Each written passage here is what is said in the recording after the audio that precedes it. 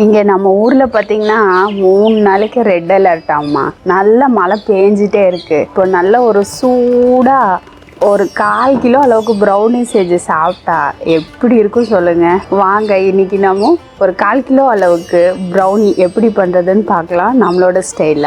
Welcome to R channel cook with Suji. இப்போ நம்ம double boiling மெத்தடில் ஃபஸ்ட்டு சாக்லேட் பார்த்திங்கன்னா ஒரு 75 கிராம் அளவுக்கு சேர்த்திருக்கோம். டபுள் பாயிலிங் மெத்தட்னா நீராவியில் நம்ம வந்து சாக்லேட்டை மெல்ட் பண்ணுறது, டைரெக்டாக ஃப்ளேமில் வைக்காம நீராவியோட ஹீட் பட்டு நமக்கு இந்த சாக்லேட் உருகணும். சாக்லேட் எப்பவுமே பார்த்தீங்கன்னா ரூம் டெம்பரேச்சரில் இருக்கிற மாதிரி பார்த்துக்கோங்க. இப்போ இதோட ஒரு 35 கிராம் அளவுக்கு அன்சால்டட் பட்டர் சேர்த்திக்கலாங்க. சேர்த்து ரெண்டும் நல்லா ஈவனாக கலந்து விட்டுக்கலாம், கட்டிகள் இல்லாமல் கலந்து விட்டுக்கலாம்.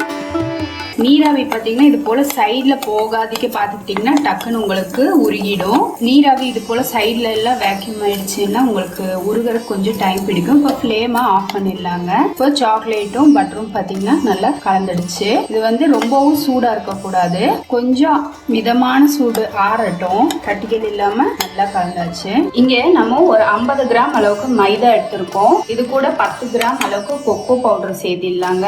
சேர்த்து விஸ்க் வச்சு நல்லா கலந்து விட்டுறலாம். இது எப்படியும் நம்ம திருப்பி சல்லிச்சு தான் சேர்க்க போறோம். இல்ல முதல்லயே நம்ம சல்லிச்சு சேர்க்கறதா இருந்தாலும் சேர்த்து வச்சுக்கோங்க. இப்போ நம்ம ரூம் டெம்பரேச்சர்ல ஒரே ஒரு முட்டை எடுத்துக்கலாங்க. இப்போ நம்ம ஹேண்ட் விஸ்க் வச்சு நல்லா கலந்து விட்டுறலாம்.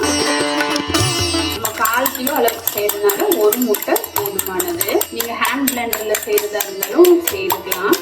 நம்ம சின்ன அமௌண்ட்டுங்கிறதுனால நம்ம இது போல் ஹேண்ட் விஸ்க் வச்சு செய்துக்கிறோம். இப்போ இதில் வெண்ணிலா எசன்ஸ் பார்த்தீங்கன்னா ஒரு 1/2 டீஸ்பூன் அளவுக்கு சேர்த்திடலாம். இதோட ஒரு சிட்டிகை அளவு உப்பு சேர்த்திக்கலாங்க. இது வந்து ஸ்வீட் என்ஹான்ஸ் பண்ணுறதுக்காக தான், வேற எதுவும் இல்லை. இப்போ பார்த்தீங்கன்னா நல்ல ஒரு ஃப்ளஃபியாக, ரொம்பவும் ஃப்ளஃபியாக இருக்கக்கூடாது, அப்புறம் நமக்கு வந்து ப்ரௌனியாட்டம் வராமல் கேக்காட்டம் வந்துடும். இப்போ இந்த ஸ்டேஜில் 35 கிராம் அளவுக்கான நாட்டு சர்க்கரையும் 35 கிராம் அளவுக்கான வெள்ளை சர்க்கரையும் சேர்த்திக்கிறேன். இது ரெண்டையும் நம்ம பொடி பண்ணி தான் சேர்த்திருக்கோம். இல்லை அப்படியே சேர்க்கறதா இருந்தாலும் சேர்த்திக்கலாம். ஆனால் பார்த்தீங்கன்னா உங்களுக்கு அந்த சர்க்கரை நல்லா கரையிற வரைக்கும் நீங்கள் பீட் பண்ணிக்கோங்க. சர்க்கரை வந்து சர்க்கரையாக இருக்கக்கூடாது.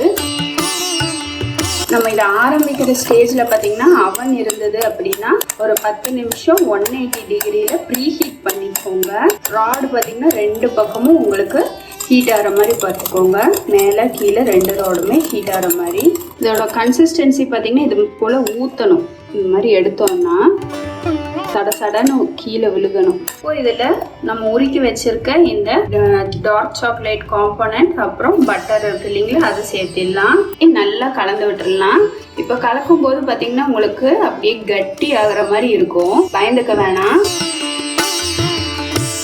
சாக்லேட் சேர்க்கும் போது சூடாக சேர்த்திடாதீங்க, ரூம் டெம்பரேச்சருக்கு வந்ததுக்கு அப்புறமா சேர்த்திக்கோங்க. இப்போ பார்த்தீங்கன்னா கொஞ்சம் கட்டியான மாதிரி இருக்கு, பஞ்சாமிரதமாக இருக்கு பார்க்கறதுக்கு. ஊற்றும் போது பாருங்க மடிப்பாக விழுகணும். இப்போ நம்ம மிக்ஸ் பண்ணி வச்சிருக்க இந்த கொக்கோ பவுடரையும் மைதாவையும் சேர்த்திடலாம். இதை வந்து நம்ம கட் அண்ட் ஃபோல்டு மெத்தடில் நம்ம கலக்க போகிறோம். இப்போ பாருங்க மிக்சர் கரெக்டாக ரெடி ஆயிடுச்சு. இங்கே நம்ம டின்ல பார்ச்மெண்ட் பேப்பர் போட்டு வச்சுருக்கோம். இப்போ நம்ம மிக்சரை சேர்த்திடலாங்க. இதில் நீங்கள் டாப்பிங் வந்து நட்ஸு, சாக்லேட் உங்களோட விருப்பம் எது வேணால் சேர்த்திக்கலாம். இதை இப்படி டபுள் டப் பண்ணிக்கோங்க. பண்ணிட்டு ஏர் பபிள்ஸ் எல்லாம் இருந்தால் உடைக்கிற விதமாக இது போல் நல்லா ஒரு எஸ் ஆட்ட WU என்ன வேணால் போடுங்க, எல்லா ஆல்பபெட்டும் போட்டுக்கோங்க. இது போல் பண்ணும்போது அந்த ஏர் பபிள்ஸ் எல்லாம் உடஞ்சிடும், அதுக்காக தான். இப்போ நம்ம ஆல்ரெடி ப்ரீ ஹீட் பண்ணி வச்சுருக்கோம். இப்போ நம்ம உள்ளே வச்சிடலாங்க. இப்போ க்ளோஸ் பண்ணிவிட்டு இப்போ ஒரு 20 நிமிஷம், நம்ம ஒரு 1/4 கிலோ அளவுக்கு தான் செய்கிறோம், அதனால ஒரு 20 நிமிஷம் வச்சா போதும். டபுள் ராட் பண்ணியிருக்கோம், 180 டிகிரியில் வச்சுருக்கோம். ஒரு 20 நிமிஷம் வச்சா போதும். அதுக்கப்புறமா நம்ம வந்து ப்ரிக் பண்ணி பார்க்கலாம். வேகலைன்னா இனி கூட ஒரு 5 நிமிஷம் சேர்த்து வச்சுக்கலாம். எப்போவுமே 20 நிமிஷம்னா ஆஃப் ஆச்சுன்னா உடனே ஓப்பன் பண்ணி எடுக்காமல் அதுக்குள்ளேயே ஒரு 5 நிமிஷம் ரெஸ்டிங் டைம் விட்டு எடுத்தோம்னா நமக்கு நல்லாவே பேக் ஆகி வரும். அதுவும் இல்லாமல் உங்களுக்கு பார்த்தீங்கன்னா அவனுக்கு அவன் டிஃபர் ஆகும். உங்களோட அவனுக்கு ஏத்தாற் போல நீங்க வச்சுக்கோங்க. அப்படி இல்லைன்னா நம்ம குக்கர்ல கூட வச்சு செய்யலாம். அது இன்னொரு தடவை நம்ம எப்படிங்கறத காட்டலாங்க. இப்போ 20 நிமிஷம் கழிச்சு ஓபன் பண்ணலாங்க. நல்லா நமக்கு அந்த கிளேஸ் எல்லாம் ஃபார்ம் ஆயிருக்கு. இப்போ குக் ஆயிடுச்சான்னு பார்க்கலாம். பார்த்தீங்கன்னா நமக்கு ஒட்டாம நல்லா நீட்டா குக் ஆயிருக்கு. இது கொஞ்சம் ஆறட்டும். ஆறுனதுக்கு அப்புறம் நம்ம எடுத்துடலாம். இப்போ இதை நம்ம திருப்பிடலாங்க. நமக்கு இந்த பார்ச்மெண்ட் பேப்பர் பார்த்தீங்கன்னா ஒட்டாம வரும். இப்போ உங்களுக்கு எந்த ஷேப் வேணுமோ அந்த ஷேப்பு கட் பண்ணிக்கலாம். உங்களுக்கு எந்த ஷேப் வேணுமோ அந்த ஷேப் கட் பண்ணிக்கோங்க. பொதுவாக ப்ரௌனினா ஸ்கொயர் ஷேப்ல இருக்கும். அதனால நான் எட்ஜஸ் எல்லாம் ட்ரிம் பண்ணிட்டு ஸ்கொயர் ஷேப்புக்கு கட் பண்ணிக்கிறேன். என்கிட்ட ரவுண்ட் மோல்டு தாங்க இருக்கு. ஸ்கொயர் மோல்டு இருந்ததுன்னா நீங்க ஸ்கொயர் மோல்ட்லயும் செய்துக்கலாம். நம்ம 1/4 கிலோ அளவுக்கு தான் செய்திருக்கோம். அதனால பீசஸ் நான் கொஞ்சம் சின்னதாகவே கட் பண்ணிக்கிறேன். இப்போ நல்லா ஆறிடுச்சு பாருங்க. ஒட்டாம நல்லா பஜ்ஜியா சூப்பரா வந்திருக்கு.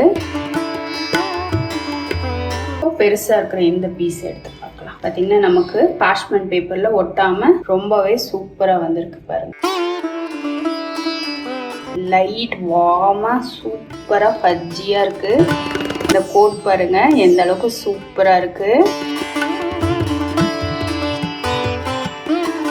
உங்களுக்கு நம்ம செய்த இந்த ப்ரௌனி ரெசிபி பிடிச்சிருந்தா லைக் பண்ணுங்க, ஷேர் பண்ணுங்க, மறக்காம குக் வித் சுஜியை சப்போர்ட் பண்ணுங்க ஃப்ரெண்ட்ஸ். பெல் ஐகானோட ஆல்ங்கிற ஆப்ஷனையும் கிளிக் பண்ண மறந்துடாதீங்க. இது வரைக்கும் வீடியோவை பொறுமையா பார்த்ததுக்கு ரொம்ப ரொம்ப நன்றி ஃப்ரெண்ட்ஸ். மறக்காம செய்து பார்த்துட்டு உங்களோட ஃபீட்பேக் கமெண்ட் செக்ஷன்ல போஸ்ட் பண்ணவும் மறந்துடாதீங்க. தேங்க்யூ.